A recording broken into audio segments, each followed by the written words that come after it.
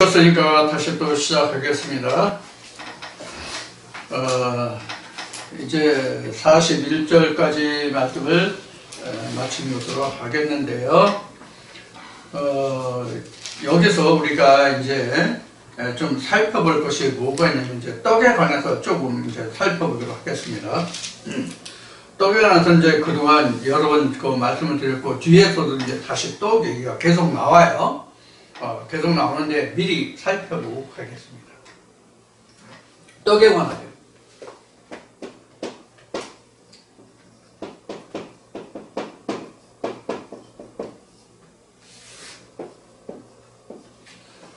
떡은 우리가 지금 그 요한복음 6장 하면서 5장 하면서 이제 쭉 이제 우리가 떡에 관해서 또 오병이 열렸다 우리가 이제 살펴봤죠.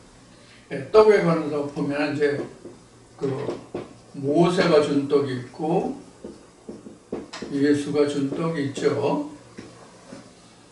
그럼 여러분들 모세와 예수가 준 떡이 어떤 차이가 있다고 생각하시는지 또 생각해 보신 적이 있는지요. 예수가 말하기를 바리새인들이 뒤에서도 나오지만 또 앞에서도 언급됐지만 우리 조상들은 광야에서 만나를 먹었다. 근데 당신은 지금 나를 따라오는데 그러면 당신으로 하여금 당신이 따를 수 있는 그 우리에게 보여주는 표적이 무엇이냐 이제 이렇게 바리새인들이 이제 질문을 하죠. 이에 대해서 이제 예수가 말하기를 너희 조상들이 광야에서 이제 만나를 먹었는데 죽었다.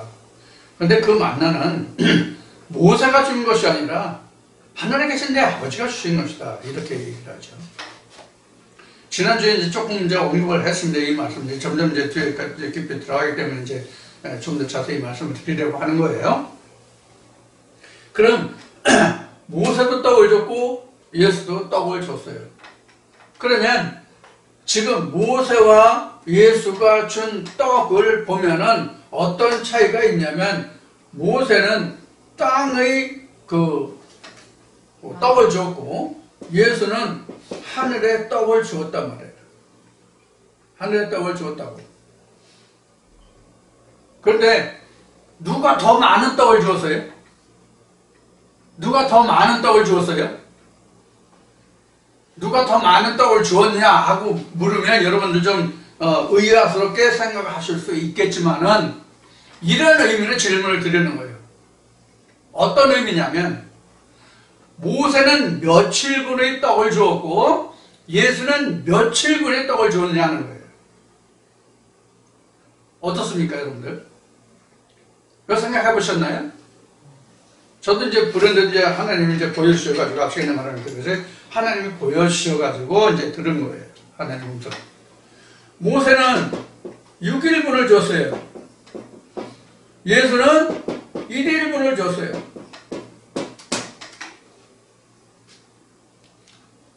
무슨 뜻인지 이해하시겠어요? 모세는 첫날부터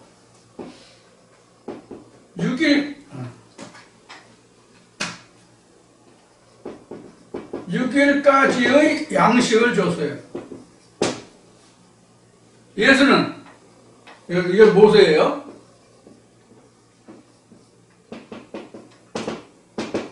예수는 마지막 날 하루분이에요. 이게 다르단 말이에요. 예수는 마지막 날 하루분의 양식만 주는 사람이라고. 예수는 모세는 우리가 6일 동안 사는데 필요한 양식을 줬다면 예수는 마지막 날 하루 양식을 준다고. 이 차이가 있는 거예요. 그래서 마지막 날에 내가 너희를 살리리라 이런 얘기를 하는 거예요. 마지막 날 양식을 줬기 때문에.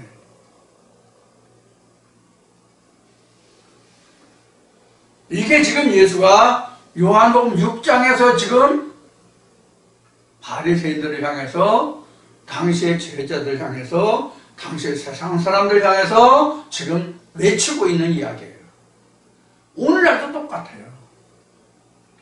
아무리 우리가 6일 양식이 있다 할지라도 마지막 날 양식이 없으면 소용이 없는 거예요. 우리는 마지막 날, 이 마지막 날 하루의 양식을 위해서 일하는 거예요. 우리가 이스라엘 백성들이 광야에서 6째 날까지 땅에서 만나가 내려가지고 만나를 구했지만 마지막 하루 7째 날의 양식은 오지 않기 때문에, 없기 때문에, 내리지 않았기 때문에, 밖에 나가도 구할 수 없기 때문에 6째 날, 7째 날까지 양식을 구해서 만나를 따서 그 다음날 먹을 양식을 그대로 두면 썩기 때문에, 썩어서 냄새가 났기 때문에 어떻게 했어요? 볶거나 삶아라, 이렇게 성경은 기록하고 있어요. 여러분들 출애굽 말씀에서 다 보셨을 거예요. 창세기를 빼고 창세기를 빼고 출애굽기, 레위기, 민수기 이런 말씀을 통해서 여러분들 보셨을 거예요. 신명기 가서 또 다시 한번 강조하죠. 자, 그런데 이 만나가 언제 끊깁니까? 여리고를 넘어가서, 요단강을 건너가서 여리고 평야에서 41번째 진을 치고, 41번째가 42번째가 진을 치고 첫 번째 유월절을 겪었을 때, 여리고 평야에서 첫 번째 유월절을 겪었을 때, 그 지났을 때, 치렀을 때, 그때 이 모세 때 주었던 만나와 예수 때 주는 이 볶은 곡식으로 함께 첫 번째 유월절을 지났죠. 그러고 나서 땅에서 나는 만나가 끊기고 그 땅에서 나는 곡식으로 양식을 취했단 말이에요. 그래서 이 뜻이 무슨 뜻이냐면, 애국과 광야에서는 그 자리에서 스스로 난 것과 거기서 또 나는 것을 먹었어요. 그러다가 여리고평에 넘어가서부터는 어떻게 했습니까? 자기가 심고 가꾼 것을 먹었다, 이렇게 되어 있어요. 이 자기가 심고 가꾼 것을 먹었다는 뜻이 그럼 오늘날 뭘까요? 이스라엘 백성들은 광야에 올 때까지 자기 소유가 없었고, 애굽에 있을 때는 종살이했기 때문에 자기 소유가 없고 주인의 것이 없고, 광야에 나왔을 때는 그 땅이, 경작할 땅이 없으므로, 그렇죠? 사막에서 경작할 수가 없잖아요. 경작할 땅이 없으니까 농사를 짓지 못해서 하나님이 먹여 살렸어요. 이게 우리가 본문으로 산다는 얘기거든요. 본문으로. 그 다음에 가나안 땅에 가면 내가 갈고 심고 갖고 와야 되거든요. 이게 무슨 얘기냐면 이게 마지막 날 양식이에요. 그러니까 여러분들 그 누구한테 듣고 배우고 하는 것도 한계가 있단 말이에요. 여러분들 제가 있어서 여러분들에게 말씀을 전하고 있잖아요. 여러분들 이 말씀을 좇아서 여러분들 스스로가 양식을 만들어 먹을 수 있어야만, 제가 내리는 만나를 통해서 여러분들 양식을 얻는 게 아니라 여러분들 스스로 양식을 구할 수가 있게 된단 말이에요. 그것이 여러분들에게는 예수가 주는 마지막 양식이에요. 7째 날 양식이에요. 그러니까 여러분들은 지금 제가 주는 양식은 모세가 주는 것과 같은 만나예요. 그래서 여러분들은 저를 통해서 여러분들에게 드리는 말씀의 양식을 쫓아서 여러분들은 7째 날의 양식을 준비해야 된다는 이야기예요. 이거 그동안 제가 직접적으로 말씀 안 드렸어도 여러분들 여러 가지 말씀으로 이미 수차례 말씀드렸어요. 다윗의 물맷돌 5, 여러분들 떡반죽 그릇 여러 번 말씀드렸어요. 이게 지금 그런 뜻이에요. 여러분들 스스로가, 제가 앞 시간에 말씀을 드렸듯이 성경을 보면 여러분들이 하나님이 지금 이 말씀을 통해서 이 문자를 통해서 무엇을 말씀하시고자 하는지 여러분들이 제가 앞 시간에 말씀드렸던 것 같이 이 말씀을 보면서 영적으로 보이는 것과 하나님의 음성을 듣고 그것을 깨달아야 된다는 얘기예요. 그런 양식이 있어야 된다는 얘기예요. 바울이 이런 얘기를 하죠. 때가 오래되었으므로 너희가 이제 장성한 자가 되어서 단단한 식물을 먹어야 할 텐데 아직도 어린아이가 돼서 젖을 빠는 자가 되었도다. 이런 말을 하죠. 바울이. 그러면 안 돼요. 우리가 세상에서도 내가 앞 시간에 제가 태어난 가정을 말씀드렸지만은 우리가 태어나면은 어미 젖으로 인해서 살아요. 어미 젖을 떼면서 이제 이유식을 하잖아요. 그때 씹어서도 주고, 지금은 이제 안 그렇지만 씹어서도 주고, 물을 음식을 해서도 주고, 이렇게 하잖아요.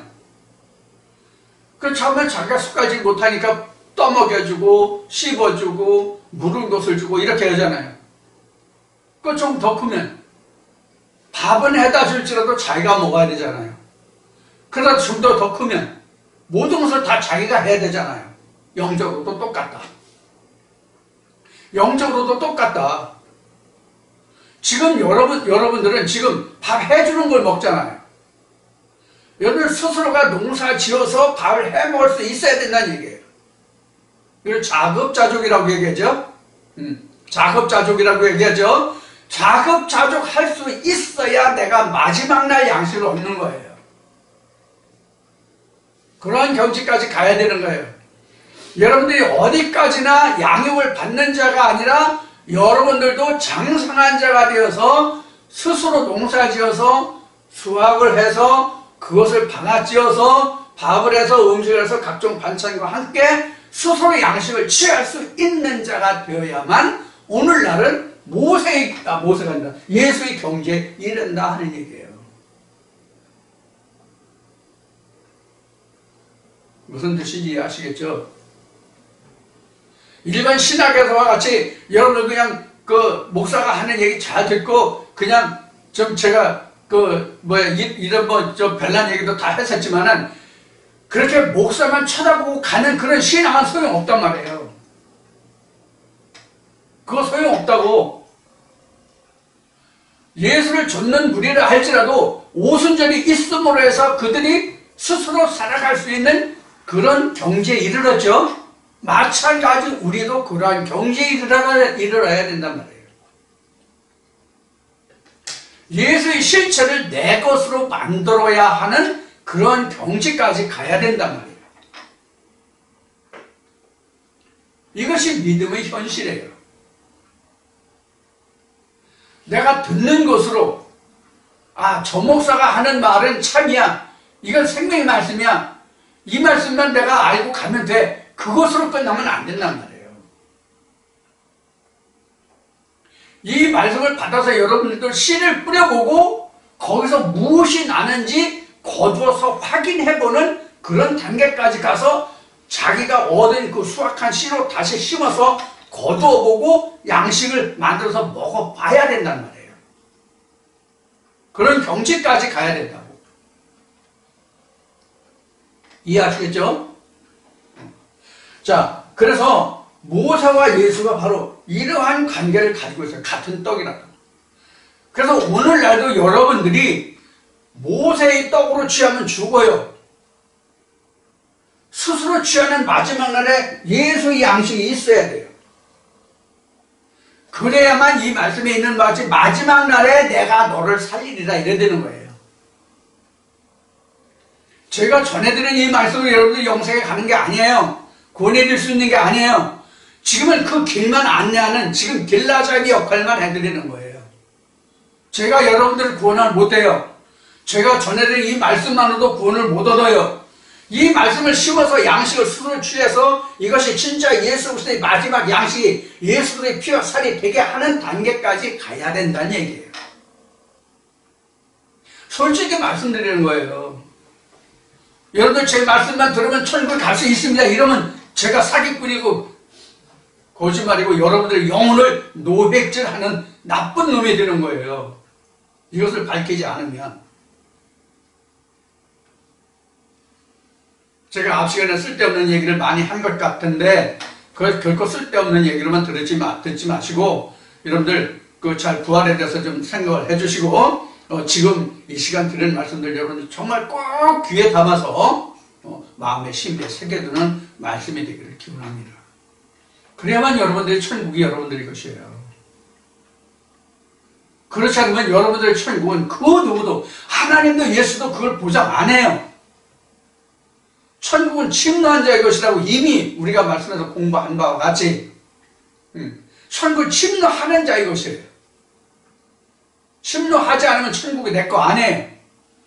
그래서 우리는 도둑놈이에요. 사실은 무슨 도둑놈이냐? 의의 도둑놈. 의의 도둑놈. 불의의 도둑놈이 아니라 의의 도둑놈. 하나님 나라의 그 의를 내가 차지하는 자, 천국을 침노하는 도둑놈. 누구예요? 누구예요? 야곱이잖아요.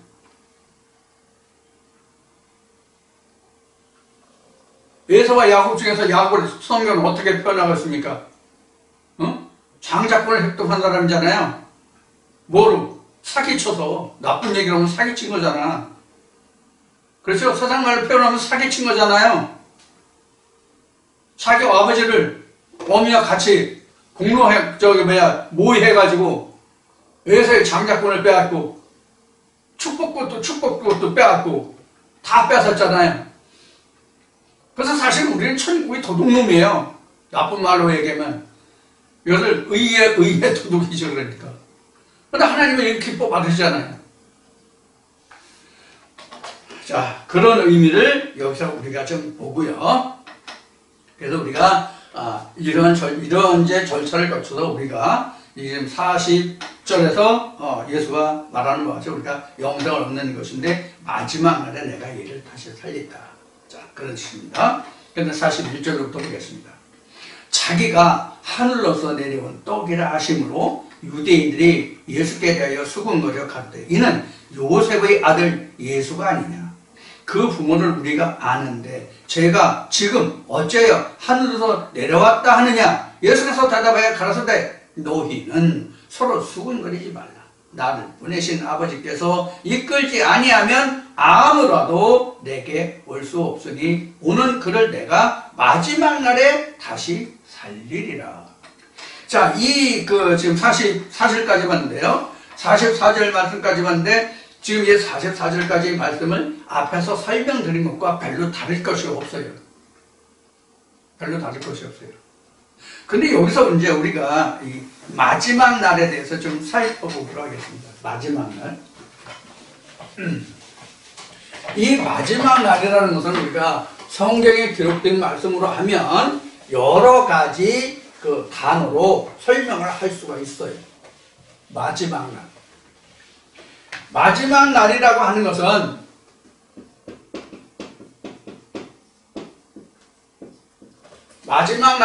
것은 우리가 일반적으로 우리가 일반 언어에서 듣기로는 마지막 날 하면 자기 운명하는 날이죠.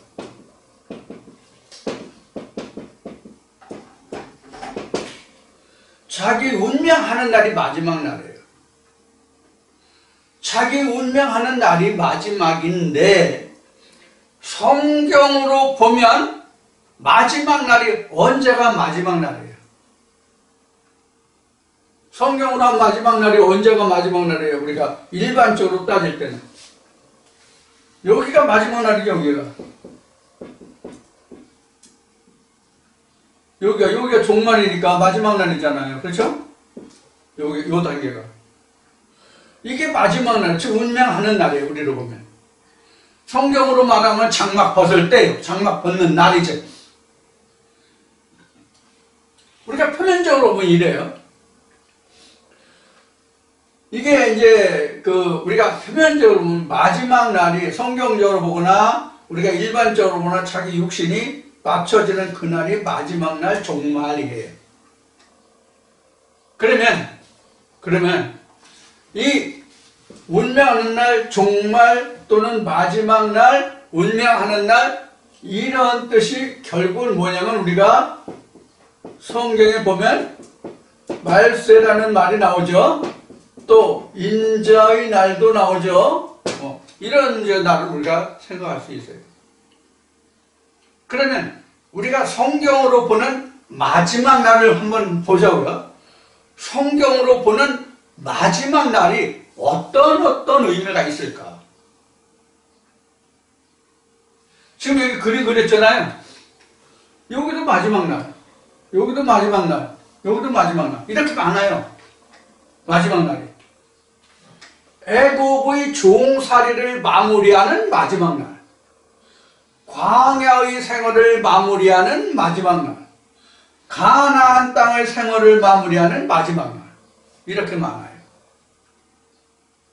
이렇게 많다고. 마지막 날이. 그럼 진짜 우리에게 가장 중요한 마지막 날이 뭐예요? 가장 우리가 이 지금 나온 단어들 중에서 가장 중요한 마지막 날이 뭐예요? 인자의 날이에요. 인자의 날.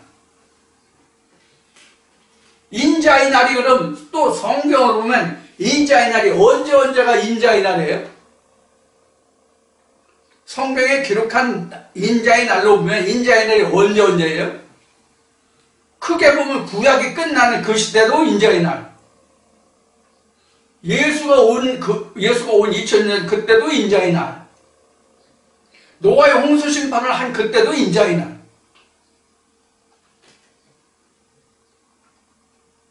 아브라함이 하나님을 만나는 그때도 인자의 날. 다 인자의 날이 이렇게 많아요. 인자의 날이 많아요.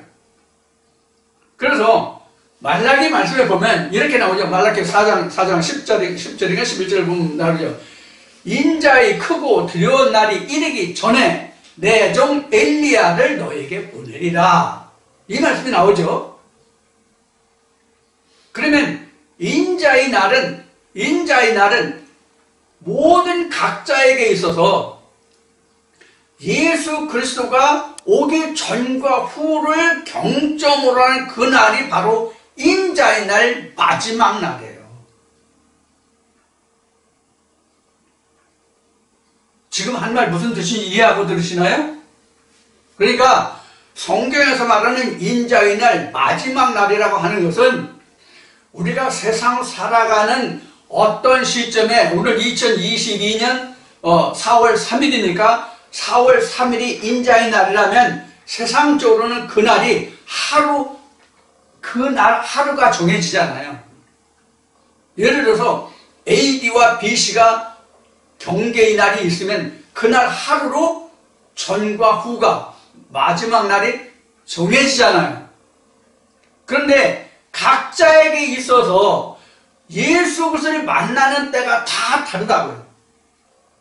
지금 이 말씀을 들으시는 분들 중에 50명, 60명이면 50명, 60명 다 인자의 날이 다 다르다고, 마지막 날이 다 다르다고.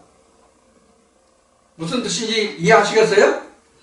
예수 그리스도를 만난 날과 만나기 전의 날이 다 똑같지 않다고.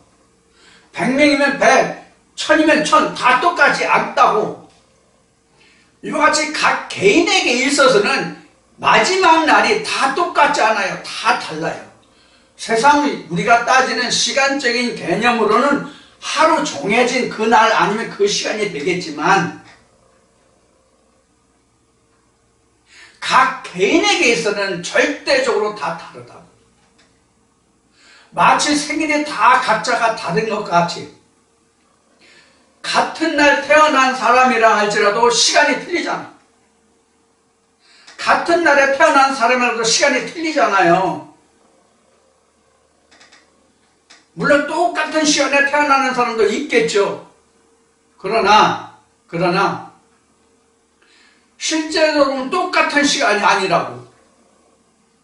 다만 1초 아니면 그 각이라도 틀리다고. 똑같은 시간이 없다고 사실 따지면. 이와 같이 우리가 하나님 안에서 하나님과 예수 그리스도, 즉 유일하신 참 하나님과 그의 혼자 예수를 만나는 시간이 다 다르다고. 그러니까 마지막을 틀린 거예요.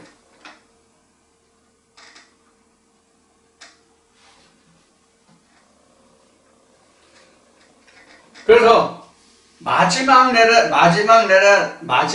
내가 다시 살린다고는 얘기는 이렇게 보면은 마지막에 3번이 있죠. 그런데 우리가 진짜 말씀 안에서 보면 진짜 마지막 날이라고 하는 것은 뭐냐면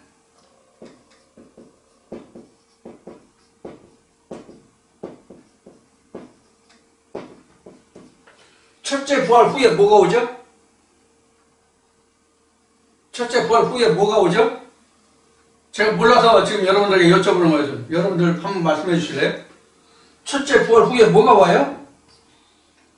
첫째 부활 후에 뭐가 와요? 고맙습니다. 예, 맞습니다. 둘째 사망입니다. 첫째 부활 후에 둘째 사망이 와요.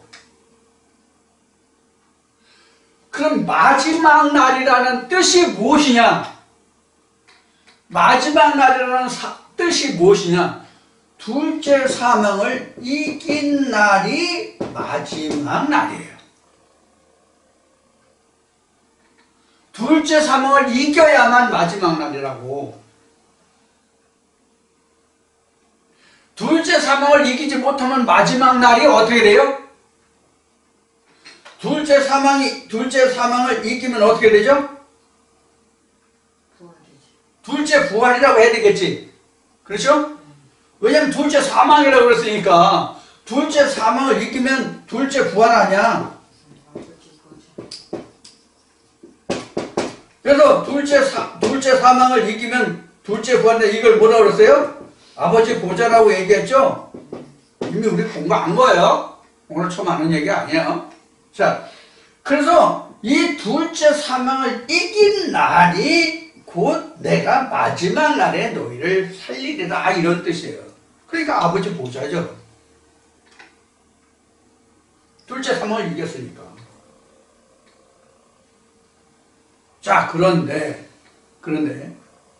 우리가 이 마지막 날이 이렇게 둘째 부활로 일어나서 아버지 보좌에 이르는 자만 있느냐 하면 그거 아니란 말이에요.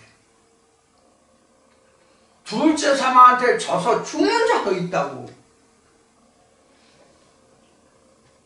이게 어느 분이 질문을 한 건데 이게 바로 이사야서에 나와 있는 계명성이에요.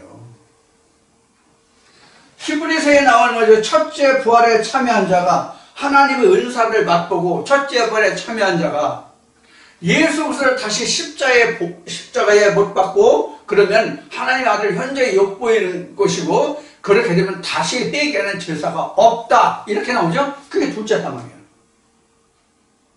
그러니까 요단강을 넘어서 이게 요단이죠. 잘 들으세요. 이거 요단을 넘고 이게 여리고잖아요. 여리고 성이잖아요. 여리고 성을 넘어야 둘째 사망에 다스리는 권세가 없고 내가 둘째 부활을 향해서 가는 거거든요. 근데 여리고 성을 넘어서 가나안 본토를 지금 계속 점령해 가요. 이렇게 계속 점령해 가요. 이게 이제 시간과 이제 절차가 있겠죠. 시간과 절차가 있겠죠.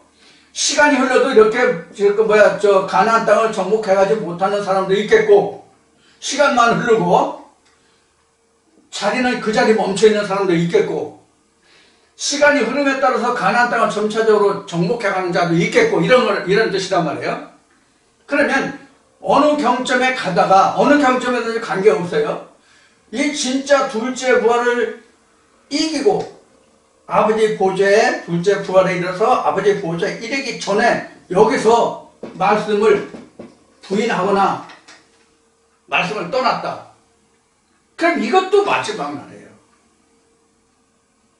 이것도 마지막 날. 그럼 무수히 오는 거야. 마지막 날이 이렇게 무수히 많은 거야. 사실 오는 게 아니라 무수히 많은 거야.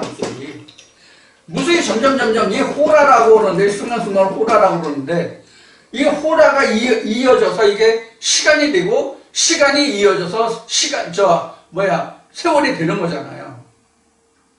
마치 수학에서 선은 점의 연속이다라고 정의한 것과 같단 말이에요. 그래서 순간순간의 이어짐이 하루가 되고 한 달이 되고 1년이 되고 뭐 이렇게 세월이 흘러가는 거잖아요. 이게 역사가 되는 거잖아요. 마찬가지로 우리가 여기서 거듭났다 여리고성을 완전히 넘어서 내가 온전히 예수 그리스도와 함께 온전한 내가 거듭난 하나님의 자녀가 됐어. 근데 이렇게 쭉 생활하는 중에 이렇게 됐어. 그럼 이것도 마지막 날이에요. 이것도 마지막 날이라고. 근데 어떤 마지막 날이냐 하는 것만 다른 거예요. 내가 사망의 마지막 날이냐, 둘째 사망을 이기고 아버지의 보좌에 이르는 마지막 날이냐. 근데 우리가 무서운 것이 뭐가 무서워요? 첫째 부활에 참여한 자가 둘째 사망에 이르는 게 진짜 두렵고 무서운 거예요. 왜? 방금 전에 그래서 말씀드렸죠? 하나님은 아주 예수 그리스도의 현재의 욕보임이라 하나님 은사를 맛보고 예수 그리스도 다시 십자가 못 박으면 그래서 다시 회개하는 제사가 없다. 더 큰 불구덩이에 지옥의 부시불에 던져놓는다는 뜻이거든요. 그러니까 하나님의 은혜를 받는 것도 내게 크고 중요한 것이지만 하나님의 은혜를 받고 그것을 지키지 못해서 내가 하나님의 배나도 뜨거운 지옥불에 던져지는 것은 더욱 두려운 일이거든요. 이것을 우리가 명심해야 돼요. 하나님의 은혜가 내게 크지만 그 은혜를 지키지 못하면 그 은혜에 대한 하나님의 벌이 더 크다는 얘기예요. 그래서 예수께서는 이렇게 얘기하죠. 어떤 의인이 있다 하자. 그 의인이 자기 의를 힘입어서 악을 행하였다면 전에 있던 그 의는 전혀 하나님에게는 기억된 바가 되지 않는다. 이걸 다시 뒤집어서 어느 악인이 있다 하자. 그가 돌이켜 하나님 앞에 돌아와서 하나님의 의에 이르면 전에 그 악은 하나님께 전혀 기억된 바 되지 않는다. 이게 아비의 신포도에서 설명된 말씀하고 있는 말씀이에요. 그래서 우리가 첫째 부활에 참여하는 것은 굉장히 큰 영광이에요. 그런데 이를 지키지 못하면 그에 대한 형벌은 더 크다. 그러니까 배나도 지옥불로 떨어지는 것은 첫째 부활에 참여한 자들이에요. 원래 죽은 자들은 죽은 걸 몰라요. 원래 죽은 자가 죽은 자를 압니까? 죽은 것을 모르죠. 그러니까 자기가 지옥에 떨어졌는지 사실 모르는 거야. 그럼 누가 봐야 지옥에 떨어진 걸 알아? 누가복음 16장에는 부자와 거지 나사로에서 부자가 나사로에게 물 한 방울만 찍어서 내 입술에 대달라고 내 입술에 탄다고 말하고 있지만 사실 지옥불에 떨어진 사람은 그걸 모르는 거야. 천국에 있는 사람만 그 지옥불에 떨어진 걸 안다고 해야 맞는 얘기예요. 죽은 자는 뭐가 없어요? 죽은 자는 뭐가 없어요?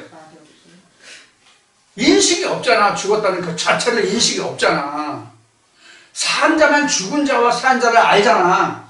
그래서 그러면 지옥과 아브라함 품에 있는 자를 누가 보았다는 뜻이 되느냐면 거지 나사로가 보았다는 뜻이 돼요. 사실은. 예? 죽은 자가 무슨 인식이 있어? 공동묘지에 있는 자가 무슨 의식이 있어? 여러분들 저 장례식장에서 혹시 화장장 하는 그 노에 들어간 그 시체가 타는 것을 본 분 계시죠? 뜨거운 거 알아요? 마찬가지예요. 마찬가지로 자기 몸이 타도 모른다고. 그럼 아이고 뜨겁겠다. 아이고 저걸 어떻게 나도 어머니가 동생이 먼저 죽어가지고 화장 쓰게 하는 걸 봤거든. 어머님은 실신하시고 뭐 그러지만은 산자가 보았을 때 그런 거예요. 산 자가 보았을 때 죽은 자는 모른다니까. 죽은 자가 어떻게 알아? 모르지.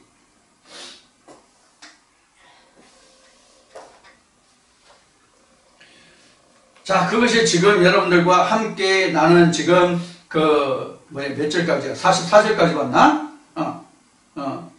그래서 이런 죽은 자는 예수께로 올 수 없는 거예요. 알 수 없는, 자기가 의식을 못하고 살았는지 죽었는지 모르거든요. 근데 우리가 실상의 믿음의 세계에서 보면은 죽은 자가 자기가 더 의기양양하게 살아있는 것 같이 행하고 말하죠. 어처구니가 없죠. 자, 이것이 이제 믿음의 실상이에요. 이제 그 다음에 좀 보겠습니다. 40 몇 절이야? 44절, 45절 보겠습니다. 선지자의 글에 저희가 다 하나님의 가르치심을 받으리라. 이건 이제 이사야서를 이제 인용한 말씀이고요. 하나님의 가르치심을 받으리라 기록하였은즉 아버지께 듣고 배운 사람마다 내게로 오느니라. 이건 이제 앞에서 말씀을 드렸기 때문에 아버지에 대해서 성경에서 말씀에 대해서 이제 말씀을 드렸기 때문에 여기서 이제 좀 생략을 하겠습니다. 그래서 아버지께 듣고 배운 사람마다 내게로 오느니라. 이는 아버지를 본 자가 있다는 것이 아니라 오직 하나님에게서 온 자만 아버지를 보았느니라. 진실로 진실로 너에게 이르노니 믿는 자는 영생을 가졌나니 내가 곧 생명의 떡이로라. 48절까지요. 자, 여기서 참 기막힌 말이 나오죠. 기막힌 말이 나와요. 아버지를 본 자가 없대요. 분명히 그렇죠. 여기에 보면 46절부터 다시 봅시다. 이는 아버지를 본 자가 있다는 것이 아니다. 그런데 그 뒤에 이어지면 오직 하나님에게서 온 자는 아버지를 보았느니라. 그럼 하나님을 본 자가 있다는 뜻입니까? 없다는 뜻입니까? 있다는 얘기잖아요, 결국은. 아버지를 본 자가 있다는 것이 아니다. 그런데 아버지께로부터 온 자는 아버지를 보았느니라. 이게 학교 다닐 때 또 제가 군에서 이제 여러 가지 이제 과정이 많아서 교육 과정에 이제 시험을 보겠는데 시험을 보면은 이런 말이 꼬아서 다음 문제를 읽고 답이 아닌 것이 무엇인지를 선택하라. 이런 식과 똑같아요. 그러니까 돌리고 꼬고 돌리고 뭐 이런 노래 가사 같이 이게 지금 그런 식이란 말이에요. 그럼 결국은 아버지를 본 자가 있어요, 없어요? 아버지를 본 자가 있어요, 없어요? 있잖아요, 지금. 아버지께서 온 자는 아버지를 보았대요. 그러니까 아버지께서 오지 않은 자는 아버지를 못 본 자고, 아버지께서 보내지 않은 사람은, 아버지께서 오지 않은 자는, 배우지 않은 자는 아버지를 못 봤다. 그런 뜻이에요. 그러니까 아버지께 배운 자는 아버지를 보았고, 아버지께 배우지 못한 자는 아버지를 본 자가 없고, 그런 뜻이 된단 말이에요. 그럼 저나 여러분은 아버지를 본 자입니까? 보지 못한 자입니까? 다 본 자입니다. 그럼 아버지를 보았다는 뜻은 뭘까요? 이 말이 뭘까요? 아버지를 보았다는 뜻이 무엇을 말하느냐고요? 말씀을 들었다의 말도 되겠지만은 진짜 아버지께로부터 배운 자는 아버지를 보았느니라는 이 뜻은 바로 무엇을 말하냐면 아버지 속에 독생하신 예수 그리스도를 보았다 이 뜻이 아버지께로 온 자예요. 그 자만이 내게로 온다는 뜻이에요. 이 말씀 속에 예수 그리스도가 있음을, 영생이 있음을 자기가 직접 직시한 자, 목도한 자만 내게로 온다는 뜻이에요. 그럼 내게로 왔다는 얘기는 뭐냐면 예수 그리스도가 각자의 것이 됐다는 뜻이라고. 그 자만 예수 그리스도 오고 예수 그리스도가 나를 마지막 날에 살리는 자가 되는 거예요.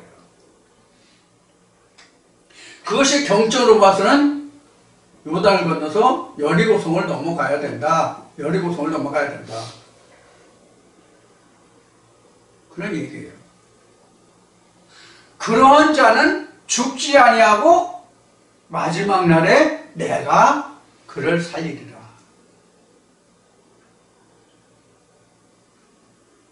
그런 뜻이에요. 그러니까 아버지께로부터 배우고 아버지께로부터 온 자는 누구를 발견하고 누구를 찾았다는 얘기예요? 예수를 찾았다는 얘기예요. 예수를 발견했다는 얘기예요. 이것이 보았다 이 뜻이에요. 이것이 아버지께 배웠다는 뜻이에요. 그 자만 아버지께서 내게로 보낸다 이 뜻이에요. 예수에게로. 그러니까 아버지께 배웠다는 얘기는 예수를 찾고 발견했다 이 뜻이다. 이렇게 말씀을 드리는 거예요. 그래서 무슨 뜻인지 충분히 이해하셨어요? 그래서 앞시간에, 오늘 앞시간에 이야기한 것과 같이 여러분들도 이 성경을 보면서 아버지를 볼 수 있는 자가 되라는 뜻이 그런 얘기예요. 이게 양식을 얻는 거거든요. 자기 스스로 양식을 얻는 거거든요. 이 말씀 속에 다 예수 그리스도가 숨겨져 있잖아요. 이 말씀 속에 하나님이 만대와 만세전으로 감춰진 아버지의 비밀 예수 그리스도가 숨겨져 있잖아요. 이것을 보고 이 보화를 캐낸 자가 아버지께 배우고 아버지께서 내게로 보낸 자라는 뜻이에요. 이해가 되셨죠? 그래서 우리가 아버지께 배웠다, 아버지께로부터 번역받다 하는 것은 예수 그리스도 즉 영생을 발견하고 찾은 자를 말하는 거예요. 그래서 앞 시간에도 말했듯이 아버지가 내 안에 내가 아버지 안에라는 뜻이 그 얘기거든요. 즉 I am that I am 속에 예수 그리스도가 있다는 뜻이 바로 지금 이야기한 아버지를 본 자 이런 뜻이 되는 거예요. 우리가 그래서 성경을 보고 성경을 상고하는 거죠. 너희가 영생이 있는 줄 알고 상고한다. 근데 그 성경이 나아가는 길이다 라고 예수가 말하는 것이 이 지금 이야기한 보고 듣는 거예요. 성경을 보고 아버지 속에 들어있는 예수를 보고 듣는 거예요. 독생하신 예수 그리스도가 나타났다 이렇게 요한복음 1장에서 설명하고 있어요. 14절에서 18절까지 그것을 지금 여기서 설명하고 있는 거예요. 전혀 새로운 게 아니에요. 이미 요한복음 1장에서 공부했으면 이 말씀이 무슨 말씀인지 여기에 기이됐구나. 이것을 다시 거슬러 올라가면 창세기 1장 2절에 루아흐가 숨겨져 있는 것을 루아흐를 찾아냈구나. 이것을 아는, 이것을 바로 아버지께 배웠다 들었다 예요. 거기서부터 빛이 드러나고 갈라지고 분할이 되잖아요. 윗물과 그 궁창과 아랫물이 갈라지고 그것이 또 갈라지고 넷째 날부터 여섯째 날까지 또 이렇게 내에서 이루어지고 이런 말씀이 이루어지잖아요. 그래서 셋째 날과 여섯째 날까지의 그 합이 일곱째 날에 이루어지는 거란 말이에요. 하나가 되는 일을 하는 거란 말이에요. 그래서 그 10계명도 1계명부터 10계명까지 있는데 위의 계명과 아래 계명에 하나를 잇는 게 지금 마태복음에서 지금 예수가 말한 그 하늘에서 이루어진 것이 땅에서 이루어진다는 기도문이거든요. 이것이 천지창조의 결국은 이게 마지막 날에 내가 너희를 살리라는 말씀과 같이 부합되는 말씀이거든요. 그럼 이러한 역사가 어떻게 이루어지느냐? 하늘 말씀이 인이 풀리고 나팔 소리가 들리고 전쟁을 해서 모든 옛것을 다 파쇄했을 때 멸망시켰을 때 다 지워버렸을 때 새로운 역사가 심어지고 싹이 나서 열매가 열리는 것이거든요. 이런 역사의 반복이란 말이에요. 말씀마다. 그래서 이 전쟁을 우리가 언제까지 해야 된다? 오늘 마지막 날 했는데 이 마지막 때까지 둘째 상을 이기는 그날까지 해야 된다. 그래서 사도 바울은 이룬 것이 아니다. 내가 잡았다 함도 아니다. 표대를 향해서 내가 달려갈 뿐이다. 섰다면 넘어질까 조심하라. 이렇게 말하고 있는 거예요. 여러분 오늘 말씀 들으신 거 어때요? 과연 그렇습니까?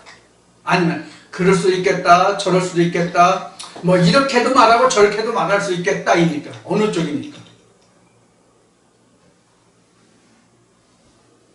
하나님의 말씀은 이럴까 합니다, 저럴까 합니다. 이럴 수도 저럴 수도 있었나가 없습니다. 하나님의 말씀은 예 아니면 아닙니다. 옳지 않으면 그런 거예요. 하나님의 말씀은 둘 중에 하나예요. 자, 그래서 이제 지금 몇 절까지 봤나? 47절까지인가요? 너에게 이르노니 믿는 자는 영생을 가졌나니 내가 곧 생명이 떠오르다. 생명이 떠오르다까지 지금 48절까지네요.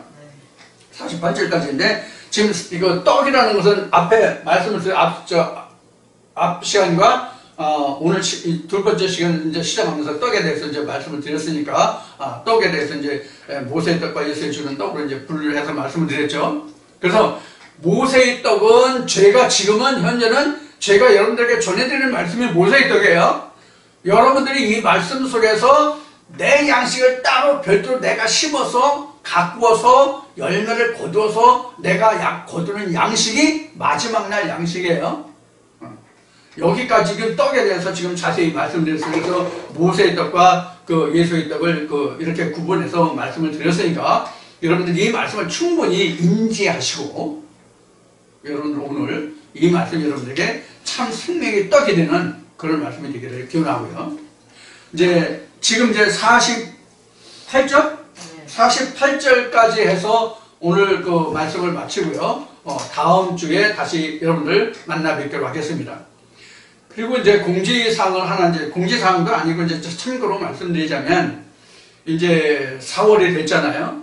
이제 농번기가 돼서, 이제 다음 주부터는 여러분들 이 예배에 소음이 좀 들어갈지 몰라요. 이제 각종 농기계가 이제 돌아다니면서 이제 눈을 갈아엎을 때거든요.